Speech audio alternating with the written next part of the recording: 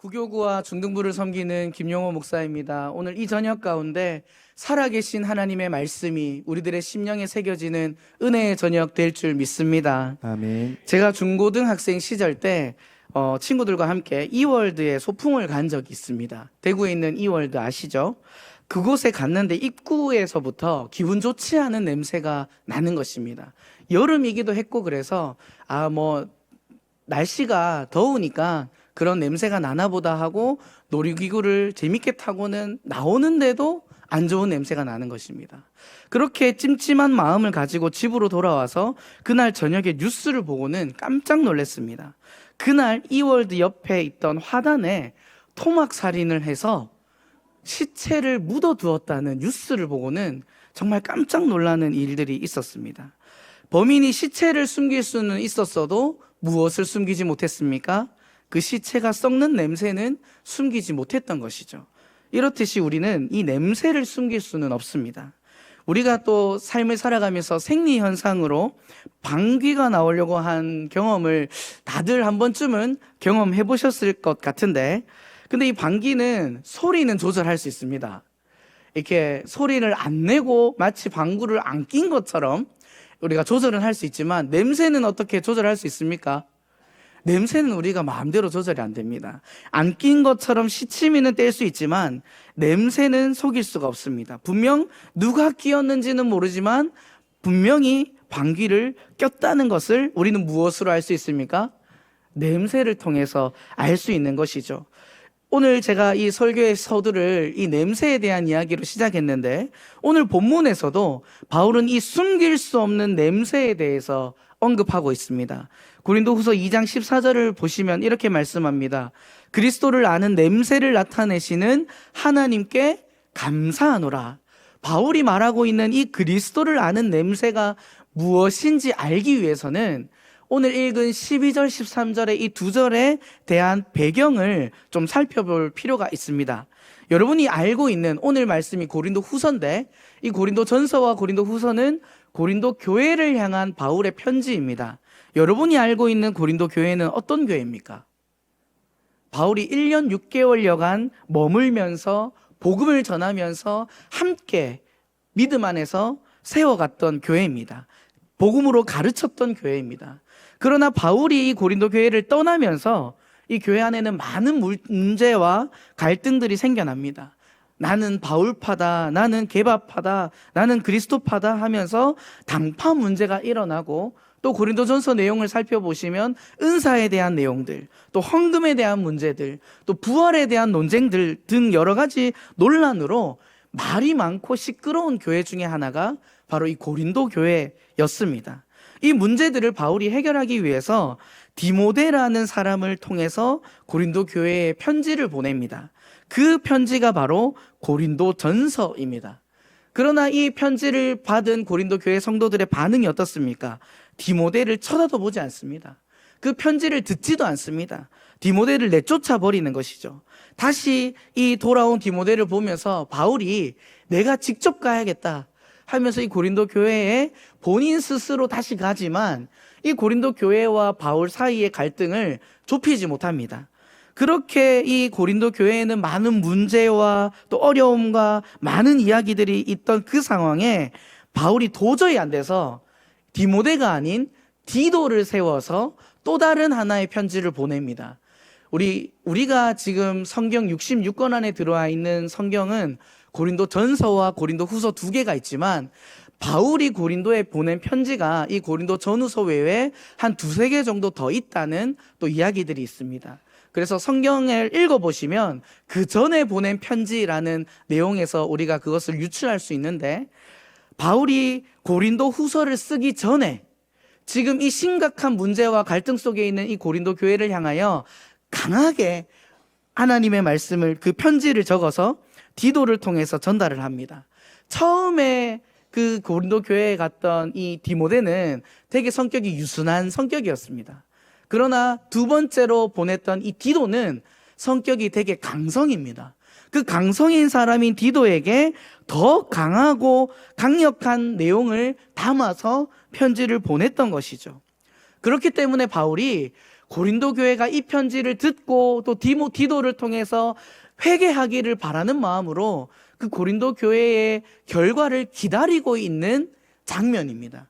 그래서 어디로 갑니까? 드로아에 가게 되는 것이죠. 그래서 바울이 얼마나 이 편지를 강하게 썼으면 고린도 후서 7장 8절에 이렇게 말하고 있습니다. 우리 7장 8절 말씀을 함께 한번 읽어보겠습니다. 시작. 그러므로 내가 편지로 너희를 근심하게 한 것을 후회하였으나. 편지를 너무 강하게 적어서 보내서 이 고린도 교회 성도들이 혹시나 낙심한 건 아닌가, 오히려 믿음이 더 떨어진 건 아닌가, 그런 마음을 가지고 불안해하며 후회하였다라고 했었다라고까지 말할 정도로 이 고린도 교회를 살리기 위해서 바울은 강하게 권면했던 것이죠. 그만큼 지금 고린도 교회의 이 잘못된 믿음과 신앙생활에 대한 일침을 놓은 이 바울이 다시 디도를 통해 이 보낸 편지를 통해서 어떻게 반응했을지를 기다리고 있는 것입니다. 그래서 이 디도를 만나서 그 고린도 교회의 이야기를 듣기 위해서 드로아라는 지역에 오게 된 것입니다. 여기 이 드로아라는 지역은 지금으로 치면 터키의 서쪽 항구 도시를 의미합니다. 거기서 배를 타고 이제 마게도니아 지역으로 들어가서 고린도까지 들어갈 수 있는 그 항구 도시였는데, 거기서 이 디도와 만나기로 약속을 했던 것이죠. 그런데 이 드로아에서 어떤 일이 일어나냐면, 우리 오늘 본문 2장 12절 말씀을 함께 한번 읽어보겠습니다. 함께 읽습니다. 시작. 내가 그리스도의 복음을 위하여 드로아의 이름에 주 안에서 문이 내게 열렸으되. 디도를 만나려고 드로아에 갔는데, 그런데 지금 어떤 일이 일어났습니까? 주 안에서 문이 내게 열렸다, 복음을 전할 수 있는 기회들이 열렸다라고 바울은 이야기하고 있는 것입니다. 우리도 마찬가지 아닙니까? 어떤 말씀이 좋고 은혜가 있는 유명한 목사님이 외국에 있다가 한국에 귀국을 했다라는 소식을 들으면 어떻습니까? 우리도 그 목사님 하는 집회에 가서 은혜 받고 함께 기도하고 싶다라는 생각이 들지 않습니까? 믿지 않는 사람들 데리고 와서 그 목사님 말씀 듣게 해서 변화시키고 싶다라는 생각이 드실 겁니다. 우리 교회도 마찬가지도, 우리 교회에 이렇게 좋은 강사분들이 많이 오시는 것처럼 교회마다 바울이 드로아에 도착했다는 소식을 들었을 때 바울을 강사로 우리가 집회를 열자 하면서 바울을 초빙하는 그런 일들이 일어났다라는 것입니다. 그런 많은 집회 요청이 쏟아지는 가운데 바울은 복음을 전하기 위해서 한평생을 바치기로 한 이 바울인데, 그 복음을 전하기 위한 문이 열렸음에도 불구하고 바울의 반응은 좀 심상치 않습니다. 마음의 불편함을 드러냅니다. 우리 13절 말씀입니다. 함께 한번 읽습니다. 시작. 내가 내 형제 디도를 만나지 못함으로 내 심령이 편하지 못하여 그들을 작별하게 마게도냐로 가노라. 바울이 복음을 위해서 한평생 산 사람인데, 복음을 전하기 위해서 길이 열렸음에도 불구하고 바울의 마음이 지금 어떻습니까? 불편하다라고 말하고 있습니다. 그리고 그들을 두고 마게도냐로 갑니다. 디도를 더 빨리 만나고 싶은 그 마음으로 배를 타고 그 에게의 그 바다를 건너게 되는 것이죠. 그렇게 얼른 디도를 만나서 고린도 교회의 성도들이 어떻게 되었는지를 알고 싶은 마음에 심령이 편치 않았던 것입니다. 결국 바울은 마게도냐로 넘어가서 이 디도를 통해서 고린도 교회가 어떻게 변화되었는지 듣게 됩니다. 그리고 나서 이 바울이 고린도 후서를 적게 되는데, 우리 고린도 후서 7장 6절 7절 말씀 함께 한번 읽어보겠습니다. 시작. 그러나 낙심한 자들을 위로하시는 하나님이 디도가 오므로 우리를 위로하셨으니 그가 온 것뿐 아니요 오직 그가 너희에게서 받은 그 위로로 위로하고 너희의 사모함과 애통함과 나를 위하여 열심 있는 것을 우리에게 보고함으로 나를 더욱 기쁘게 하였느니라. 아멘. 사랑하는 성도 여러분, 바울이 마게도냐에서 디도를 만나 들은 소식이 무엇입니까? 그 단단하고 자기 생각에 갇혀있던 그 고린도 교회가 이 디도를 통해서 전했던 그 편지를 통해 회개했다라는 소식을 듣게 된 것입니다. 그 소식을 들은 바울이 너무 기쁜데 빨리 고린도 교회를 가야 되는데 디도를 통해서 다시 편지를 쓴 것이 바로 이 고린도 후서의 말씀인 것입니다. 그리고 오늘 본문 14절에서 바울은 그 기쁘고 감사한 마음을 담아 이렇게 고백하는 것입니다. 우리 14절, 우리 바울의 마음으로 함께 한번 고백해 보겠습니다. 14절 시작. 항상 우리를 그리스도 안에서 이기게 하시고 우리로 말미암아 각처에서 그리스도를 아는 냄새를 나타내시는 하나님께 감사하노라. 아멘. 바울은 고린도 교회가 바울이 전한 복음, 그 권면을 듣고 회개했다라는 그 감사와 기쁨을 담아서 하나님 앞에 뭐라고 고백하고 있습니까? 항상 우리를 그리스도 안에서 이기게 하시고 우리로 말미암아 각처에서 그리스도를 아는 냄새를 나타내시는 하나님께 감사합니다라고 고백하고 있는 것입니다. 할렐루야. 아멘. 예수 그리스도를 만난 바울의 삶은 평안했습니까? 오히려 고난의 연속이었습니다. 바울이 지금 이 드로아에 오기 전에 에베소에서도 많은 문제와 갈등들이 있었습니다. 에베소에선 폭동이 일어나고 마게도냐는 지진이 일어나서 무너져 있고 복음을 전하러 갈 때마다 쉬운 일이 하나도 없었습니다. 바울은 괜찮았겠습니까? 바울도 사람입니다. 얼마나 마음이 지치고 힘들었겠습니까? 그 가운데 고린도 교회가 회개했다라는 그 기쁨의 소식을 들었을 때 하나님 앞에 감사의 고백으로 24절의 말씀을 고백한 것입니다. 무엇이라 말씀합니까? 항상 우리를 그리스도 안에서 이기게 하시고. 사랑하는 성도 여러분, 우리가 믿는 예수 그리스도는 오직 복음의 능력으로 우리를 항상 언제나 이기게 하시는 분이심을 믿습니다. 아멘. 바울이 고백하고 있는 이 14절, 이 그리스도를 아는 냄새가 의미하는 것이 무엇일까요? 이 냄새 안에 담겨 있는 의미를 오늘 이 시간 몇 가지로 한번 살펴보려 합니다. 그 첫 번째는 한번 따라하겠습니다. 승리의 냄새. 승리의 냄새. 다시 한번 승리의 냄새. 승리의 냄새. 우리 프로야구 구단들이 많은데 우리 대구를 대표하는 구단이 뭔지 다들 알고 계시죠? 어디입니까? 삼성 라이온즈입니다. 이제 곧 있으면 3월 말에 또 프로야구가 개막을 하는데 요즘은 삼성이 잘 못합니다. 그죠? 그러나 삼성 왕조라는 별명을 가졌던 기간이 있었습니다. 2011년부터 2015년까지 무려 5년 연속 정규리그 우승, 지금까지도 최초입니다. 5년 연속 우승, 그리고 한국 시리즈 4년 연속 우승이라는 엄청난 왕조의 시절이 있었습니다. 이때는 정말 삼성 팬을 안 할 수가 없었죠. 승리의 냄새를 맡는 팀이었습니다. 경기를 했다 하면 이겼습니다. 그리고 잘 알고 계시다시피 삼성엔 마지막에 누가 지키고 있었습니까? 오승환 선수가 지키고 있지 않았습니까? 이 오승환 선수가 등장하면 나오는 음악이 있습니다. 무슨 음악인지 아십니까? 학교 그 수업 마치는 종이 울리는 것입니다. 이제 경기 끝났다, 너희들은 졌다 하는 의미로 그런 종이 울리긴 했죠. 울리고도 했죠. 이것처럼 이겨본 사람이 이길 줄 안다라는 말이 있듯이 정말 이 삼성에게 2011년부터 2015년까지의 기간은 승리가 익숙한 그런 시절이었습니다. 그런데 바울이 오늘 말하고 있는 이 그리스도 안에서 경험하게 되는 승리는 삼성이 5년 연속 우승했던 이러한 것과는 차원이 다른 승리인 것입니다. 무엇이라 말하고 있습니까? 항상입니다. 단 한 번도 지지 않는다고 선포하고 있는 것입니다.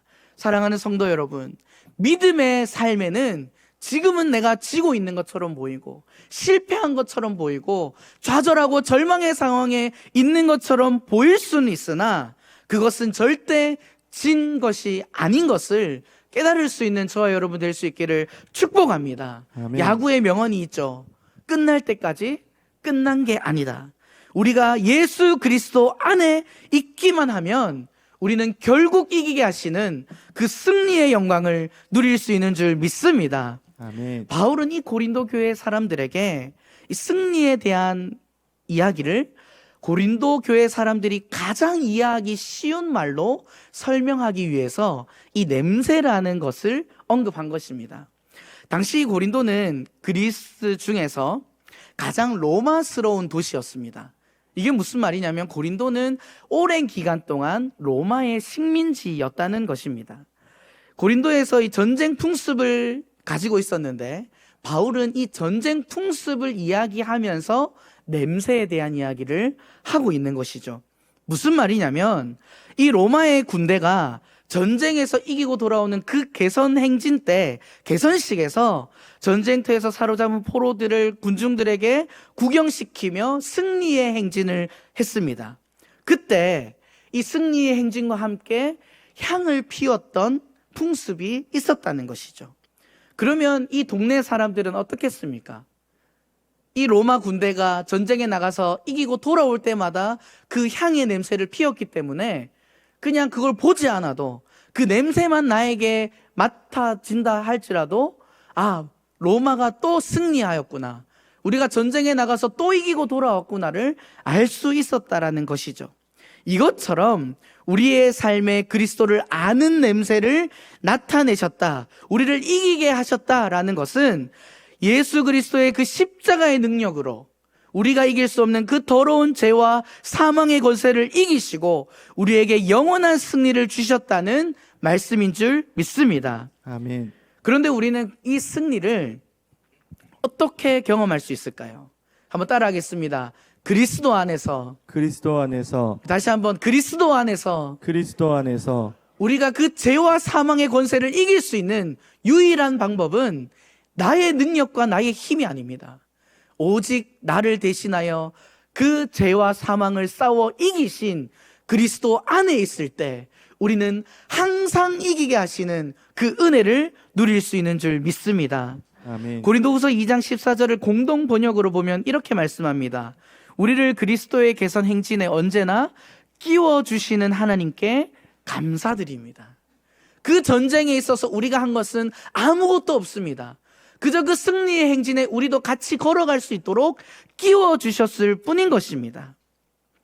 자신들의 교만한 생각과 거짓 선지자들로 인해 영적인 홍역을 치렀던 이 고린도 교회라 할지라도 결국 예수 그리스도의 십자가의 복음의 능력으로 이기게 하시고 회복시키신 것처럼 우리의 삶에도 항상 우리를 그리스도의 갱선 행진에 끼워주시고 끼워주시는 그 하나님께 감사하며 그 십자가로부터 오는 승리의 냄새가 가득한 저와 여러분의 삶이 될 수 있기를 주님의 이름으로 축복합니다. 아멘. 하나님께서 우리에게 나타내시는 그 그리스도를 아는 냄새의 의미 두 번째는 한번 따라하겠습니다. 사랑의 냄새. 사랑의 냄새. 우리 다시 한번 사랑의 냄새. 사랑의 냄새. 사람들은 각자 가지고 있는 냄새들이 있습니다. 그 특유의 냄새들도 있지만 또 사람들에게서 나는 냄새가 무엇이냐면 내가 무엇과 오랫동안 시간을 보냈냐에 따라서 그 사람에게서 나는 냄새가 달라지는 것을 우리는 알 수 있습니다. 예를 들어서 몸에서 바다 비린내가 나는 사람이 있다면 그 사람은 무엇과 가까운 사람입니까? 바다와 가까운 사람이겠죠. 바다에서 일을 하는 사람일 수 있겠죠. 그리고 제가 중등부를 섬기고 있는데 우리 중등부 학생들이 PC방을 갔는지 안 갔는지 알 수 있는 방법이 딱 있습니다. 뭔지 아십니까? 학생들의 옷에 담배 냄새가 딱 나면 둘 중에 하나입니다. 진짜 담배를 폈거나 아니면 PC방을 갔거나.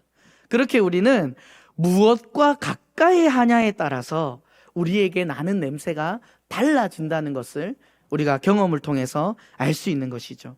제가 무슨 말을 하고 있습니까? 우리에게서 나는 냄새가 무엇과 오랫동안 가까이 하냐에 따라서 냄새가 달라지는 것처럼 우리의 영혼도 마찬가지라는 것을 말씀하고 있습니다. 우리 고린도 후서 2장 15절 말씀 함께 한번 읽어보겠습니다. 시작. 우리는 구원받은 자들에게나 망하는 자들에게나 하느님 앞에서 그리스도의 향기니. 아멘. 우리에게는 그리스도의 향기, 사랑의 냄새가 나타나야 할 줄 믿습니다. 아멘. 왜 그리스도의 향기를 제가 사랑의 냄새라고 말씀드릴까요? 그 이유는 예수님께서 우리에게 가까이 오셨을 때 주셨던 냄새가 바로 사랑의 냄새이기 때문입니다. 주님은 우리를 너무 사랑하셔서 우리를 살리시기 위해서 이 땅에 낮고 낮은 자리에 더럽고 냄새나는 이곳에 오셨습니다. 죄와는 아무 상관이 없으시고 죄와는 가까이 할 수도 없는 분께서 이곳에 오셨다는 사실인 거죠. 이 땅에 죄악의 냄새로 가득한 우리들 곁에 그 주님이, 거룩한 주님이 찾아오셨다는 것입니다. 우리의 손을 잡아주셨습니다. 우리를, 냄새나는 우리를 예수님의 품에 안아주셨습니다. 우리는 그 주님으로 인해 우리의 삶에 더 이상 더럽고 냄새나는 악취가 아닌 그리스도로부터 오는 사랑의 냄새를 풍길 수 있게 된 것입니다. 여러분은 지금 무엇을 가까이 하며 살아가고 계십니까? 여러분의 삶에는 지금 어떤 냄새가 나고 있습니까? 주님이 나와 함께 하시면, 사랑이신 그 주님께서 더럽고 죄 가운데 있는 그 악취가 나는 우리의 삶에 주님께서 오셔서 우리와 함께 하신다면 우리의 삶에는 그 사랑의 냄새가 충만할 줄 믿습니다. 그러나 조건이 하나 있습니다. 우리 갈라디아서 2장 20절을 함께 앞을 보시면서 고백해 보겠습니다. 시작. 내가 그리스도와 함께 십자가에 못 박혔나니 그런즉 이제는 내가 사는 것이 아니요 오직 내 안에 그리스도께서 사시는 것이라. 아멘. 예수님께서 기꺼이 우리를 사랑하심으로 희생 제물이 되셔서 그 더럽고 냄새나는 우리에게 대한 사랑을 확증하신 것처럼, 그 조건은 무엇이냐면 우리의 삶도 주님이 나에게, 그 더럽고 냄새나는 나에게 찾아와 주신 것처럼 우리의 삶도 그 그리스도 앞에서 하나님께 바쳐진 희생 제물의 삶이 되어야 한다는 것입니다. 출애굽기 29장 18절에 이렇게 말씀합니다. 그 순양 전부를 제단 위에 불사르라. 이는 여호와께 드리는 번제요 이는 향기로운 냄새니 여호와께 드리는 화제니라. 구약 곳곳에 하나님께 올려드렸던 이 제사의 향기를 향기로운 냄새라고 표현하고 있습니다. 우리의 삶이 온전히 하나님께 드려지는 제물이 되어서 우리들의 삶에 세상에서 경험할 수 없는 향기로운 냄새를 퍼뜨리며 살아가는 믿음의 삶을 살아갈 수 있기를 주님의 이름으로 축복합니다. 아멘. 이 냄새는 그저 겉모습만 있는 신앙생활을 한다고 해서 이 사랑의 냄새를 풍길 수가 없습니다. 오히려 그 악취와 섞여 더 역겨운 냄새만 낼 뿐입니다. 그러면 어떻게 해야 할까요? 예수 그리스도의 사랑이 우리의 심령에 새겨져 떠나지 않는 그 사랑 안에 주님이 우리에게 주신 그 사랑의 냄새를 세상 가운데 퍼뜨려야 한다는 것입니다. 우리 잘 알고 있는 말씀, 우리 고린도전서 13장 1절에서 3절 말씀을 우리 함께 고백해 보겠습니다. 시작.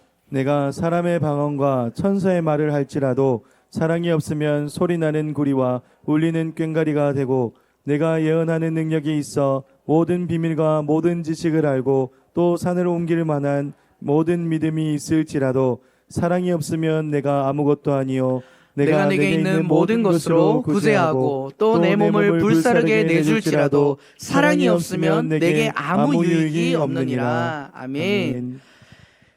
작년 여름 휴가 때 제가 가족들과 이제 글램핑장을 찾은 적이 있습니다.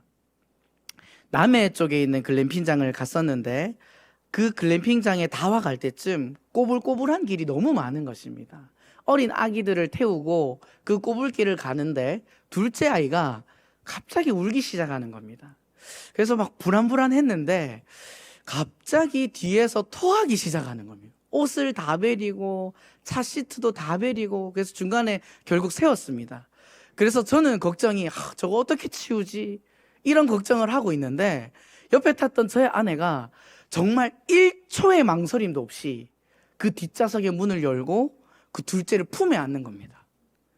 저는 그것을 보면서 예수님께서 더럽고 냄새나는 우리에게 찾아오신 모습이 조금이라도 표현한다면 저 모습이 아닌가라는 생각을 했던 적이 있습니다. 우리의 삶에 이 더럽고 냄새나는 우리를 깨끗이 씻겨주시고 우리에게 사랑의 냄새로 찾아오신 그 주님처럼 우리의 삶도 예수 그리스도의 그 은혜로 말미암아 향기로운 희생제물로 드려지는 그리스도를 아는 냄새가 가득한 저와 여러분의 삶이 될 수 있기를 주님의 이름으로 축복합니다. 아멘. 마지막으로 우리가 하나님께서 우리에게 나타내시는 그리스도를 아는 냄새의 그 특징은 한번 따라하겠습니다. 생명의 냄새. 생명의 냄새. 다시 한번 생명의 냄새. 생명의 냄새. 조화와 생화의 차이점을 혹시 알고 계십니까? 아무리 아름답고 이뻐 보여도 조화에겐 없는 것이 있습니다. 그게 뭐냐면 생명입니다. 생명력이 없다는 증거가 무엇일까요? 그 꽃에는 나비와 벌들이 날아들지 않습니다. 그러나 살아있는 생화에는 향기가 날 뿐만 아니라 나비와 벌들이 날아들어서 그들 또한 생명을 살리는 일을 감당하게 되는 것이죠. 한번 사진을 보여주시면 제가 최근에 얻게 된 꽃바구니 하나입니다.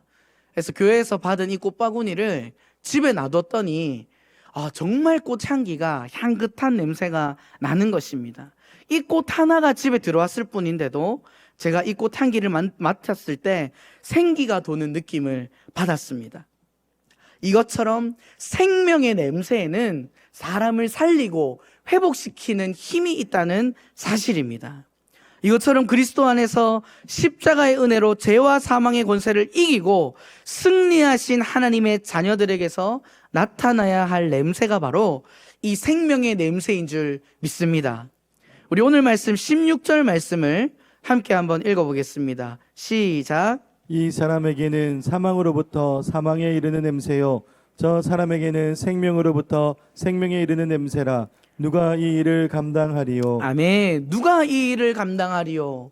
세상은 교회를 향해 그리스도를 아는 냄새를 내며 살아갈 것을 기대합니다. 믿음의 사람들을 통하여 이 악취로 숨막히는 세상 가운데 숨통이 트이게 해주기를 바라고 있습니다. 세상의 사람들이 그 냄새를 취하든지 안 취하든지 우리의 삶은 그리스도의 향기고 생명에 이르는 냄새인 줄 믿습니다. 우리들의 사명은 세상 가운데 이 생명에 이르게 하는 냄새를 계속해서 그리스도 안에서 풍겨내야 하는 사명을 가지고 있는 것이죠. 우리가 이 세상 가운데 생명에 이르게 하는 냄새를 풍기는 것, 무엇을 의미하는 것일까요? 바울이 그토록 평생토록 많은 사람들에게 전했던 바로 복음입니다. 그러나 교회는 분명 다니지만 생명에 이르는 냄새는 전혀 나지 않는 사람들이 교회에 간혹 있습니다. 다른 냄새가 나는 것이 아니라 오히려 아무 냄새도 나지 않는 무취의 삶을 살아가는 사람들도 있습니다.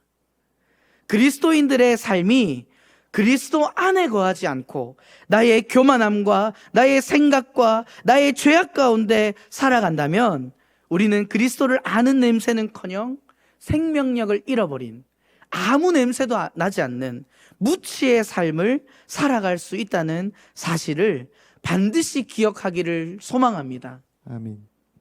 이 냄새는 결국 이 무취의 삶을 살아가는 자의 삶은 결국 사망에 이르게 될 수밖에 없습니다. 왜 그런지 아십니까? 우리의 건강을 위협하는 질병 중에 가장 위험한 게 어떤 질병이죠? 암입니다. 그런데 이 암 중에서도 진짜 위험한 암이 있습니다. 무슨 암인지 아십니까? 간암과 췌장암이라고 합니다.